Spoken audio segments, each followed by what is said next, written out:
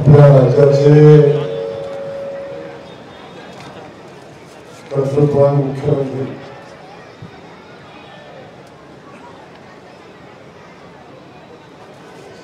आणि सोलापूर जिल्ह्यावर, सोलापूर शहरावर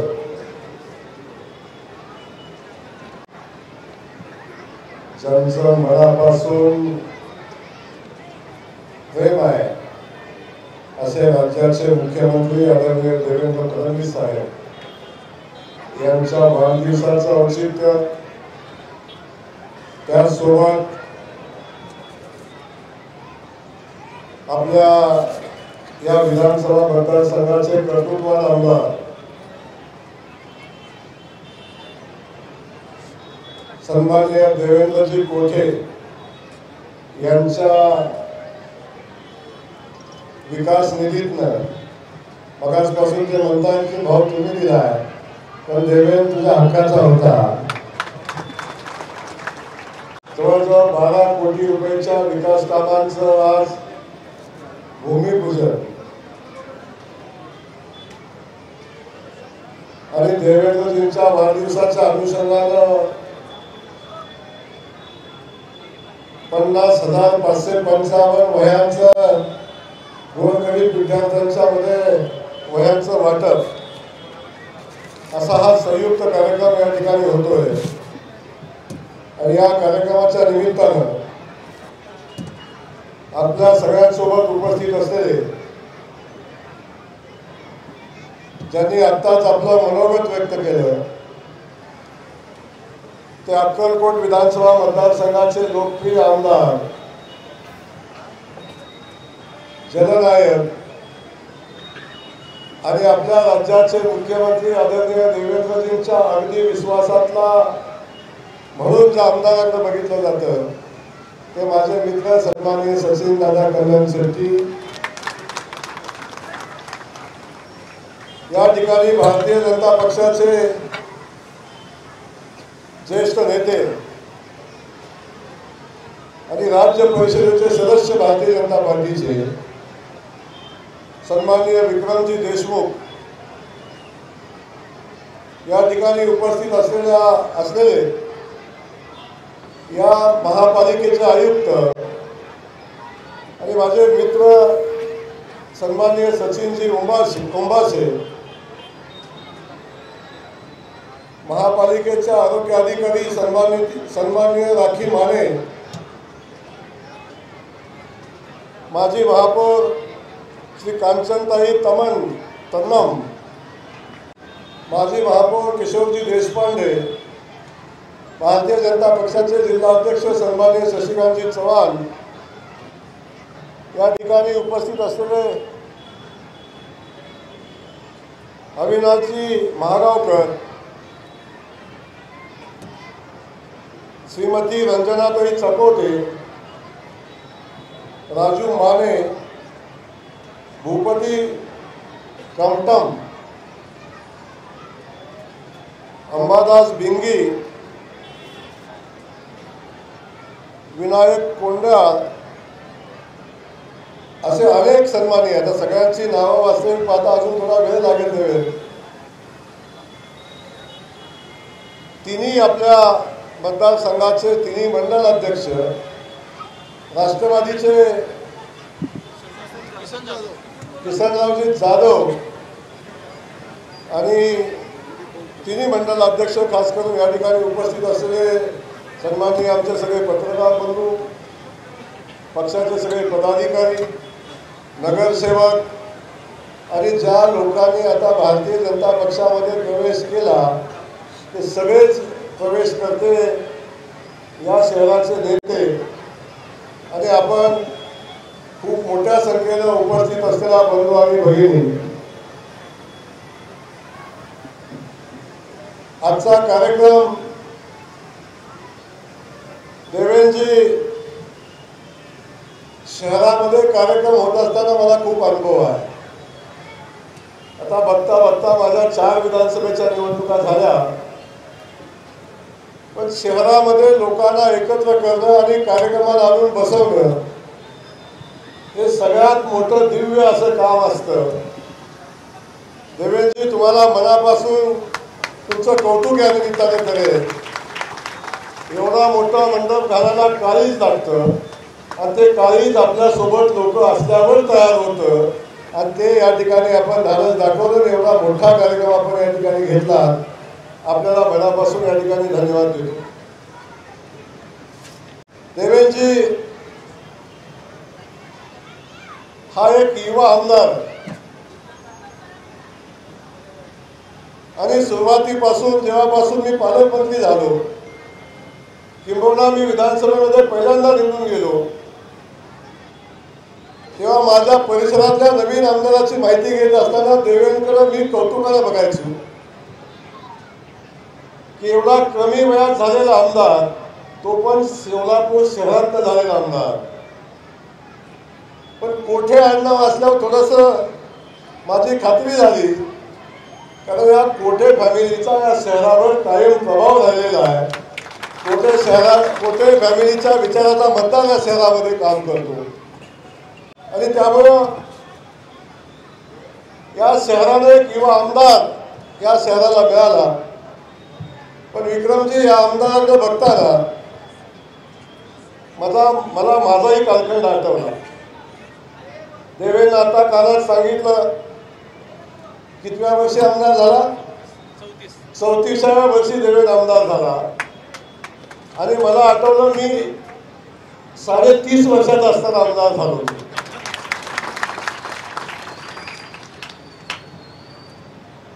आणि तसा देवेंद्रला पार्श्वभूमी होती. 2 वेळा नगरसेवक झाला आणि कोठे कुटुंबाचा कायम प्रभाव या शहरावर आणि या राजकारणावर राहिला आहे. त्यामुळे राजकीय पार्श्वभूमी असलेले हे कुटुंब आणि या कुटुंबातनं देवेंद्र पुढे आला. मला काही भूगोल इतिहास नाही आहे. माझ्या पाठीमागं काही मोठी फॅमिली नव्हती किंवा काही नव्हतं. मी एका शेतकरी कुटुंबातून आलेला युवक, उद्योगधंद्याच्या मागं असणारा आणि राजकारणात समाजकारणाची आवड असणारा. मी 29व्या वर्षी जिल्हा परिषद सदस्य झालो आणि 31व्या वर्षी आमदार झालो. तेव्हापासून सातत्यानं 4 वेळा विधानसभेमध्ये निवडून आलो आणि आपल्या सगळ्यांच्या आशीर्वादानं, भारतीय जनता पक्षाच्या आशीर्वादानं आणि खास करून राज्याचे मुख्यमंत्री आदरणीय देवेंद्र फडणवीस साहेबांच्या आशीर्वादानं या सिद्धेश्वराच्या नगरीची सेवा करण्याची संधी मला या पालकमंत्री म्हणून मिळाली. विठुरायाच्या नगरीची सेवा करण्याची संधी मला मिळाली आणि विठुरायाच्या माऊलींच्या तुकोबारायाच्या पालखीचं नियोजन आणि पालखीची सेवा करण्याची संधी मला मिळाली. मला मनापासून आनंद आहे की मी सोलापूरचा पालकमंत्री आहे. देशमुख साहेब, कायम असं असतं की आपण ज्या जिल्ह्यातून असतो त्या जिल्ह्याचा पालकमंत्री झालो पाहिजे अशी आपली मनापासूनची इच्छा असते. अनेकाला वाटलं जयकुमार आता मंत्री झाला आहे आणि जयकुमारची इच्छा असेल की सातारचा पालकमंत्री व्हायची. पण सिद्धेश्वराच्या नगरीत सांगतो की माझी मनोमन इच्छा होती मला पंढरीच्या नगरीचा पालकमंत्री व्हायचा. आणि देवाभाऊनी ते माझं म्हणणं मी तोंडानं कधीच बोलून दाखवलं नाही. ना मी माझ्या आयुष्यात कधी तिकीट मागायला गेलोय, ना माझ्या आयुष्यात कधी मंत्रीपद मागायला गेलोय, ना माझ्या आयुष्यात मी कुठलं खातं मागायला गेलोय, ना मी माझ्या आयुष्यात कधी पालकमंत्री कुठलं करा म्हणून मागायला गेलोय. पण आदरणीय देवेंद्रजींनी मला ती संधी दिली आणि मला आपल्या शहराची आणि आपल्या जिल्ह्याची सेवा करायची संधी मला मिळाली. आणि मी आल्यापासून बघतोय या शहरातल्या जनतेनं, या जिल्ह्यातल्या जनतेनं प्रचंड मोठं प्रेम या ठिकाणी मी नौका असताना सुद्धा मला दिलं. आणि इथं आल्यावर कुणी काही म्हणलं तरी मला कधीही मी बाहेरचा आहे अशी जाणीव मला कधीही झाली नाही. आणि एवढं प्रेम या नगरीनं मला दिलं याचा मला मनापासूनचा आनंद आणि अभिमान आहे. आज देवेंद्रसारखा आमदार आपण बघतोय, एवढा नौका असणारा आमदार विधानसभेमध्ये आपली भूमिका मांडत असताना, आपल्या मतदारसंघाची भूमिका मांडत असताना मी बघितलं. आणि मला सांगायला दुसरा एक साम्य मी सांगतो. एक देवेंद्र फडणवीस साहेब राज्याचे मुख्यमंत्री म्हणून काम करतायत, राज्यामध्ये ते देवेंद्र आणि सोलापूरमध्ये हा देवेंद्र. ते देवेंद्रजी 21 वर्षाचे असताना नगरसेवक झाले, हा देवेंद्र 21 वर्षाचा असताना नगरसेवक झाला. दोघांचंही साम्य आहे. कमी वयात आज राजकीय क्षेत्रामध्ये ताकदीने काम करतायत आणि प्रचंड क्षमता असणारा हा युवक मी बघितला आहे. शहराच्या प्रश्नाबद्दल प्रचंड आत्मीयता, आपल्या भागाच्या प्रश्नाबद्दल प्रचंड आत्मीयता, छोट्या छोट्या विषयावर बारकाईनं नजर आणि त्या विषयाला एकदा हातात विषय घेतला की तडीला नेण्याची त्याची प्रवृत्ती ही मी जवळून बघितलेली आहे. तेवढाच नम्र, मोठ्याचा सन्मान करणारा, वयाचा सन्मान करणारा, एवढे संस्कार कोठे फॅमिलीतच असू शकतात. एवढा संस्कारक्षम आमदार मी बघितला. त्यामुळं प्रचंड मोठं काम, प्रचंड मोठा विचार घेऊन हा युवक या राजकीय क्षेत्रामध्ये आला आहे. म्हणून मला या ठिकाणी आपल्याला सांगताना आनंद होतो. या शहराचे जे जे प्रश्न होते, समांतर पाईपलाईनचा विषय असू दे, देवेंद्र आला की दुसरा विषय नाही, भाऊ हे लवकर चालू झालं पाहिजे, शहराला पाणी मिळालं पाहिजे, 3 दिवसाला पाणी दिलं पाहिजे, सारखंच मागं दुसरा काही विषय नाही, पाण्याची पाईपलाईन झाली पाहिजे. पाण्याचा विषय संपला की देवेंद्रच्या तोंडात दुसरं काही नाही, भाऊ विमान कधी चालू होणार आहे. आपण शब्द दिलेला आहे, आपल्या नेत्यानं शब्द दिला आहे. मोदीजी इथं आले, मोदीजींनी या विमानतळाचा शुभारंभ केलेला आहे आणि आता गावातली सगळी लोकांना आमचे पत्रकार बंधू विचारत आहेत विमान कधी चालू होणार आहे. मी देवेंद्रला सांगितलं काळजी करू नको, समांतर पाईपलाईनचं पाणी पण येईल, विमान पण चालू होईल. आता गोव्याचं विमान चालू झालं, देवेंद्र लगेच म्हणतो भाऊ मुंबईचं बघा ना. सगळ्या लोकांची इच्छा आहे मुंबईचं विमान चालू झालं पाहिजे. आता देवेंद्रला तेही आम्ही सांगितले, बाबा चिंता करू नको, ऑगस्ट महिन्यामध्ये मुंबई सुद्धा चालू होणार आहे. त्यामुळे ज्या ज्या लोकांना काळजी होती गोव्यात जाऊन काय होणार आहे, तसं काय घडलं नाही. गोव्याची विमानसेवा सर्वोत्तम चालली. खूप गावातली चांगली लोक, अगदी व्यापारी लोक, उद्योजक लोक आता विमानानं तिथं जातात, तिथून विमानानं अख्ख्या देशामध्ये जात आहेत आणि त्या भागातली विमानसेवेचा आनंद घेत आहेत. ही विमानसेवा मला वाटते हाऊसफुल चाललेली आहे आणि आता मुंबईची विमानसेवा चालू होते. पण मुंबईची सेवा चालू होते असं समजलं की देवेंद्र हळूच कानात म्हणला, भाऊ तिरुपतीचं कसं होईल. म्हणजे आपल्या गावातनं, आपल्या भागातनं, आपल्या शहरातनं विमानसेवा चालू होते तेव्हा सगळ्या ठिकाणी आपल्या लोकांना जाता आलं पाहिजे. खास करून तिरुपतीलाही जाता आलं पाहिजे अशा पद्धतीची भावना देवेंद्रची आहे. आणि त्यामुळं शहरातला प्रत्येक विषय असू दे, आपण बघितलं असेल पाण्याच्या प्रश्नावरचा विषय असेल, मी बघितलं समांतर पाईपलाईन जेव्हा होते, पण समांतर पाईपलाईन झाल्यावर शहराच्या पाणी व्यवस्थेमध्ये फार मोठा फरक पडत नाही अशा पद्धतीचं जेव्हा लक्षात आलं देशमुख साहेब, तेव्हा देवेंद्रचं दुसरं काही नाही, भाऊ शहराला पाणी मिळालं पाहिजे. हे पाणी मिळण्यासाठी काय करायला लागेल तर वॉटर ट्रीटमेंट प्लांट तातडीने चालू झाला पाहिजे आणि त्याच्यासाठी फॉरेस्टची जमीन उपलब्ध झाली पाहिजे. देवेंद्र आम्हाला मुंबईला आला आणि कधी मला बसू दिलं असं कधी घडलं नाही.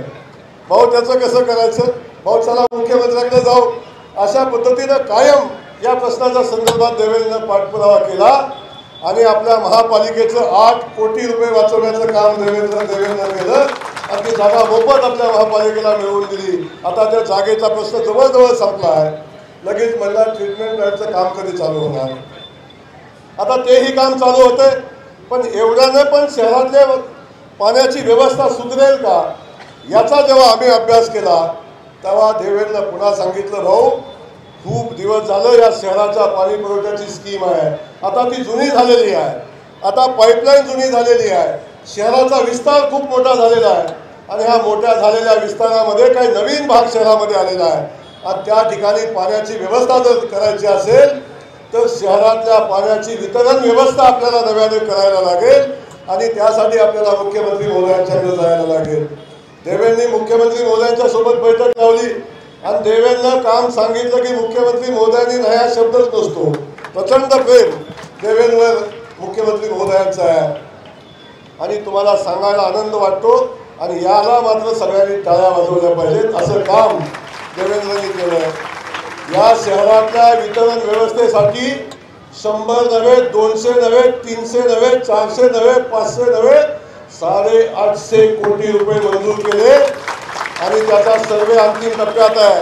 त्याच्या TS ला फाईल गेलेली आहे आणि 1-1.25 महिन्यामध्ये देशमुख साहेब या शहरातल्या सगळ्या पाणी व्यवस्थेचं पुनरुज्जीवन करणारी, शहरातल्या इंटरनल पाणी व्यवस्था नव्यानं करणारी 850 कोटी रुपयाची योजना आता या शहरामध्ये चालू होईल आणि शहरातला पाण्याचा प्रश्न कायमचा निकाली लागेल. त्यासाठी आपण शहरातले सगळे आमदार, अगदी विजय मालक असतील, बापू असतील, अगदी सचिन दादा असेल, आम्ही सगळ्यांनी मिळून ताकदीनं ही योजना पुढे घेऊन गेलो आणि आता आपण बघतोय की 1-1.25 महिन्यात टेंडर होईल आणि ती ही योजना मार्गी लागेल आणि शहराला पाणी देण्याचं जे स्वप्न इथल्या लोकप्रतिनिधींचं आहे ते स्वप्न पूर्ण होईल आणि शहराला रोज पाणी देण्यासारखी व्यवस्था आपण उभी करतोय.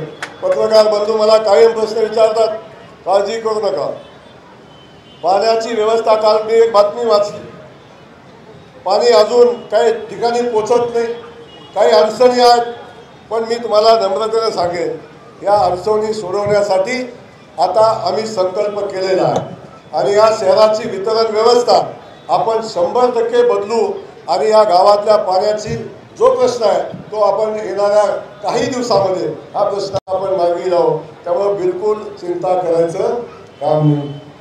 आपण बघितलं परवा MIDC मध्ये काही दुर्घटना घडली आणि दुर्घटना घडत असताना देशमुख साहेब त्या ठिकाणी अगदी अग्निशमनच्या गाड्या जाणं, ॲम्ब्युलन्स जाणं, याही जाण्यासाठी रस्त्याची व्यवस्था चांगली नव्हती.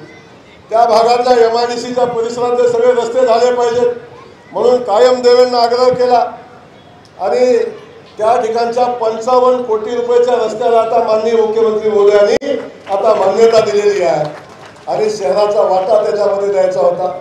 देवेंचा पहिला फोन मला, भाऊ आता फडणवीस साहेबांनी 55 कोटी रुपये दिलेले आहेत पण आपला वाटा द्यायला लागतोय, महापालिकेकडे एवढा पैसा आहे का नाही माहिती नाही, भाऊ आता महापालिकेला तुम्ही थोडं दिले पाहिजेत. आणि देवेंना मी काही उत्तर दिलं नव्हतं. देवेंद्र हळूच कानात म्हणला, भाऊ माझं काय चुकलंय का? म्हणजे काय झालं, अरे अजून तुम्ही काय होय म्हणलाय? अरे देवेंद्र म्हणलं तुला होय म्हणायची कारण काय, तू सांगितलं म्हणजे झालं, होय म्हणायची आवश्यकता नाही. देवेंच्या तोंडात शब्द निघाला की ते काम करायची भूमिका आमची राहते आणि मुख्यमंत्री महोदयांची राहते. त्यामुळं त्यासाठी जो वाटा द्यायला लागेल तो DPDCतनं देण्याचा शब्द मी दिला आहे. महापालिकेतनं उंबासे साहेब राहिलेले पैसे आपण द्या आणि तेही 55 कोटी रुपयाचं MIDCतलं काम आता आपण हातामध्ये घेतो, तेही काम पूर्ण होईल. मला वाटतं याचा आमदार म्हणून आयुष्य फक्त 6-7.5 महिन्याचं आहे आणि 7 महिन्यात एवढ्या शहराच्या व्यापक विकासाची भूमिका मांडणारा आमदार या महाराष्ट्रामध्ये देवेंद्र सोडून दुसरा काय हे आम्ही करण्यात नाही. भूमिका घेऊन काम करणारा, शहराच्या छोट्या विषयावर बोलणारा, अगदी शहराच्या अडचणीची एखादी छोटी बातमी आली तर सकाळी सगळ्यात पहिला मला मेसेज किंवा फोटो बातमीचा येतो, तो देवेंचा येतो, भाऊ इथं थोडी अडचण दिसते, याला थोडा मार्ग काढायला लागेल आणि त्यासाठी मार्ग पण तोच सांगतो. त्यामुळे या सगळ्या भूमिका घेऊन वयाच्या हिशोबाने विचार केला तर एवढा मॅच्युअर पॉलिटिशियन या शहराला आपण सगळ्यांनी दिलेला आहे. त्यामुळे आपलं सगळ्यांचे मी मनापासून या ठिकाणी कौतुक करेन. त्यामुळं अशी भूमिका असताना लोकप्रतिनिधी या ठिकाणी काम करतो. मला मगाशी बोलताना भाषणात सांगितलं मी आत्ताच आमदार झालोय आणि खरंच आमदाराचा निधी हा मार्च-एप्रिल नंतर येतो, परंतु मी जेव्हा पालकमंत्री झालो तेव्हा DPDCत आढावा घेतला आणि जेवढा फंड वाचत होता, आणखीन काही ठिकाणून जेवढा फंड ट्रान्सफर होत होता तेवढा सगळा देवेंच्या मतदारसंघामध्ये 12 कोटी रुपये देण्याचा आम्ही निर्णय घेतला आणि त्या अनुषंगाने एवढा मोठा भव्य असा कार्यक्रम या ठिकाणी होतोय. त्यामुळं मला या ठिकाणी या कार्यक्रमाला येताना विशेष आनंद होतोय. या शहरातले सगळे लोकप्रतिनिधी, अगदी विजय मालक असतील, आमचे बापू असतील, सचिन दादा असेल, या जिल्ह्यातले सगळे आमदार आपापल्या भागाविषयी प्रचंड अस्मिता प्रेम असणारी ही लोक, शहराविषयी प्रेम असणारी ही लोक या निमित्तानं मला अनुभवता आली, बघता आली आणि या सगळ्या परिस्थितीमध्ये पालकमंत्री म्हणून मला काम करत असताना मला वाटतंय सोलापूरमध्ये काम करण्यामध्ये जेवढा आनंद आहे एवढा आनंद मला नाही वाटत कुठं काम करण्यामध्ये. तेव्हा मला प्रचंड आनंद या सोलापूर शहरामध्ये आणि या जिल्ह्यामध्ये काम करताना असतो. त्यामुळं कोण काय म्हणतं याच्याकडे मी फार लक्ष देत नाही. कुणाचं काय चाललं याच्याविषयी नाही. मी भारतीय जनता पक्षाचा सैनिक आहे. भारतीय जनता पक्ष जी जबाबदारी माझ्यावर देतो ती जबाबदारी समर्थपणे पेलणं ही माझी जबाबदारी आहे आणि त्या जबाबदारीच्या भावनेतनं मी काम करत असतो. त्यामुळे इथं आल्यानंतर भारतीय जनता पक्षाच्या कार्यकर्त्यांना ताकद देणं, बळ देणं ही माझी जबाबदारी आहे. आदरणीय रोहिणीताई या शहराच्या अध्यक्ष म्हणून काम करतात. दुर्दैवाने त्यांच्या तब्येतीमध्ये काही अडचणी असल्यामुळे त्यांना या कार्यक्रमाला येता आलं नाही, परंतु त्याही अगदी आक्रमकपणे या शहरामध्ये पक्षवाढीचं काम करतात. मला वाटतं त्या कुटुंबाची खूप मोठी पार्श्वभूमी या संघटनेमध्ये आहे.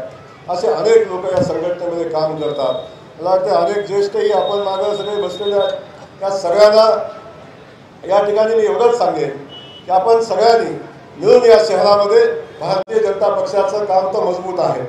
भारतीय जनता पक्षाचा विचाराचा मतदार इथं आहे, पण तो सगळा मतदार एका गाठीमध्ये बांधून भारतीय जनता पक्षाच्या पाठीशी उभा करून येणाऱ्या सोलापूरच्या महानगरपालिकेच्या निवडणुकीमध्ये आपल्याला सगळ्यांना मिळून भारतीय जनता पक्षाच्या कमल चिन्हावर या महापालिकेचा महापौर निवडून आला पाहिजे अशा पद्धतीची व्यवस्था आपल्याला सगळ्यांना उभी करायची आहे.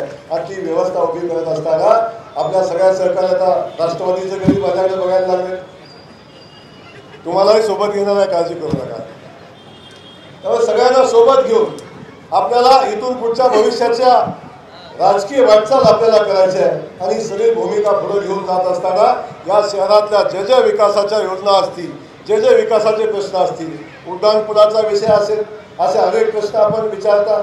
या शहरातल्या खास करून झोपडपट्टी पुनर्वसनाचा विषय असेल, याही संदर्भात माननीय मुख्यमंत्री महोदय आग्रही आहेत. मला वाटतं काही दिवसापूर्वीच या ठिकाणी मुख्यमंत्री महोदयांनी काही अधिकारी पाठवले होते. मला वाटतं बऱ्यापैकी त्यांनी आढावा घेतलेला आहे. तेही काम आमच्या झोपडपट्टीवासियांच्यासाठी स्वतःच्या हक्काचं घर निर्माण करून देण्याचा माननीय मुख्यमंत्री महोदयांचा मनोदय आहे. आणि तेही काम आम्ही मुख्यमंत्री महोदय हातात घेतील. आमचे सगळे लोकप्रतिनिधी त्यासाठी प्रयत्न करतात. तेही कामे आम्ही हातामध्ये घेणार आहे. आणि आमच्या झोपडपट्टीतल्या सगळ्या नागरिकांना त्यांचं हक्काचं घर या निमित्तानं देण्याचा संकल्प आम्ही केलेला आहे. ही सगळी कामं आम्ही हातामध्ये घेऊन या शहरातल्या नागरिकांना न्याय देण्याची आमची भूमिका आहे. त्यामुळं या ठिकाणी हा कार्यक्रम होत असताना दुसरी एक किनार या कार्यक्रमाला आहे. विकासाच्या कामाची आहेच आहे, पण आपल्या नेत्यावर किती प्रेम असावं याचं एक मूर्तिमंत उदाहरण देवेंच्या रूपाने या ठिकाणी आपल्याला बघायला मिळते. आपल्या नेत्यावर प्रचंड श्रद्धा आणि प्रेम, पक्षावर प्रचंड श्रद्धा आणि प्रेम. आपण जिथं आहे त्या ठिकाणी इमानदारीने राहणं आणि त्या पक्षाशी इमानदारीने राहणं आणि त्या पक्षाची सेवा करणं हे देवेंच्या स्वभावामध्ये मी बघितलेलं आहे. त्यामुळं मी या ठिकाणी आपल्याला एवढंच सांगेन, अख्खा भारतीय जनता पक्ष देवेंद्र कोटेच्या पाठीशी उभा आहे. आम्ही सगळेजण देवेंद्र तुझ्या पाठीशी उभा आहे. खास करून मुख्यमंत्री महोदय पाठीशी उभे आहेत आणि मुख्यमंत्री महोदय असले की आम्ही सगळेजण त्याच्यात आलो. त्यामुळं आम्ही सगळेजण पाठीशी, अजिबात चिंता करू नका. त्यामुळं नवीन लोकांनी आज प्रवेश या ठिकाणी केलेला आहे, त्यांनाही मला सांगायचं आहे, आपण योग्य ठिकाणी आलेला आहात. भारतीय जनता पक्ष हा प्रचंड मोठा पक्ष असला तरी काम करणाऱ्या कार्यकर्त्याची कदर करणारा हा पक्ष आहे. काम करणाऱ्या लोकांच्या पाठीशी उभा राहणारा पक्ष आहे. त्यामुळे आपण पक्षामध्ये आला, आपल्यालाही तेवढ्याच ताकदीनं सन्मानाची वागणूक या पक्षामध्ये मिळेल आणि पक्ष आपल्या पाठीशी उभं राहील हे या निमित्तानं आपल्याला मी सांगतो. बाकी अनेक विषय बोलण्यासारखे आहेत, पण आजच सगळं बोललो तर पुन्हा अनेकदा मला यायचं आहे. तर बाकी सगळे विषय मी पुन्हा बोलेन. पण या ठिकाणी या कार्यक्रमाला येत असताना मला मनापासूनच आनंद झाला. आपण सगळ्यांनी माझं स्वागत सन्मानही आपण सगळ्यांनी मिळून केला आणि तो करत असताना वारीमध्ये मी केलेल्या कामाचं आपण सगळ्यांनी कौतुक केलं. मी ते माझं कर्तव्य होतं, मी काय वेगळं काय केलं असं नाही, परंतु ज्या विठुरायाची सेवा म्हणून सेवेची संधी म्हणून आपण त्याच्याकडे बघितलं. आणि आजपर्यंत ज्या सेवा माझ्या वारकरी बांधवांना मिळाल्या नाहीत, माझ्या पालखीतल्या वारकऱ्यांना मिळाल्या नाहीत, त्या सगळ्या सेवा देण्याचा संकल्प माननीय मुख्यमंत्री महोदयांनी केलेला होता. आणि मुख्यमंत्री महोदयांच्या सूचनेनुसार आमच्या वारकरी बांधवांना कुठलीही वारीमध्ये अडचण आली नाही पाहिजे, ही वारी उत्साहानं पार पडली पाहिजे, अशा पद्धतीच्या ज्या सूचना होत्या त्या सूचनाची अंमलबजावणी आम्ही केली आणि सुंदर अशी वारी पार पडली. आपण सगळ्यांनी त्या निमित्ताने माझं कौतुक केलं. खऱ्या अर्थानं मुख्यमंत्री महोदयांचं कौतुक करण्याची आवश्यकता या निमित्तानं आहे. त्यामुळं आपल्या सगळ्यांना मी मनापासून धन्यवाद देतो. माझं स्वागत केलं. खास करून वारीतला माझा तो फोटो मला भेट दिला म्हणजे, आणि चादर तर सोलापूरची फेमसच आहे, त्याच्यामध्ये माझा फोटो पण त्याच्यामध्ये एवढं सुंदर, म्हणजे स्वागत हार बी रेग्युलर चालू राहतं, पण ती चादर दिली ना मी जपून ठेवेन,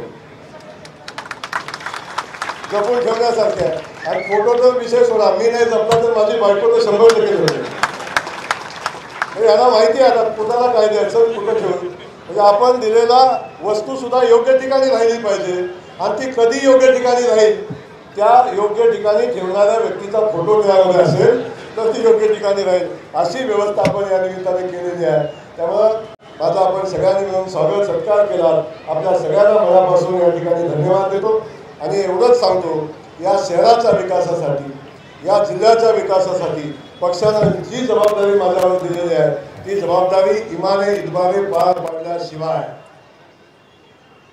ती जबाबदारी पार पाडल्याशिवाय जयकुमार गोरे असाच इथून जाणार नाही. तर मला उद्दिष्ट जे ठरवून दिलेलं आहे ते उद्दिष्ट पूर्ती झाल्याशिवाय पत्रकार बंधू काही प्रश्न विचारले तरी काही होणार नाही. मी जर माझ्या नेत्याच्या मनामध्ये जे आहे ते घडवल्याशिवाय इथून जाणार नाही, एवढं मात्र आपल्या सगळ्यांना मनापासून सांगेल. आपण सगळ्यांना पुन्हा एकदा धन्यवाद देतो. देवेंद्र, आपण खूप चांगला कार्यक्रम घेतला, आपल्यालाही मनापासून धन्यवाद देतो. तुमच्या सगळ्या सहकार्याला मनापासून धन्यवाद देतो. भल्ला कुठे गेला? भल्लाला वाढदिवसाच्या मनापासूनच्या शुभेच्छा देतो. कारण देवेंद्रला पकडायचा असेल भल्लालाच गाठायला लागतो. आणि मतदारानं देवेंद्रला फोन लावला तरी भल्लाकडे जातो. भल्ला सांगतो काळजी करून नका, मी पाठवून देतो. त्यामुळं त्यालाही वाढदिवसाच्या मनापासूनच्या शुभेच्छा देतो. देवेंद्रचे बंधू असतील, बाकी सगळे लोक असतील, आणि त्याची टीम असेल, जी एक नेता पुढे जात असतो तेव्हा त्याच्या पाठीशी हजारो हात काम करत असतात. त्या देवेंद्रच्या सगळ्या हाताला मनापासून धन्यवाद देतो. आपल्या सगळ्यांना धन्यवाद देतो. सचिन दादा, आपल्यालाही मनापासून धन्यवाद देतो की सचिन दादा पण देवेंद्र भाऊच्या कायम पाठीशी उभा राहतो आणि या सरकारमधला दुवा म्हणून काम करतो. आणि सगळी लोक मलाही प्रेम देतात, याचा मला मनापासूनचा आनंद आहे. आपल्या सगळ्यांना धन्यवाद देतो. थांबतो. जय हिंद, जय महाराष्ट्र.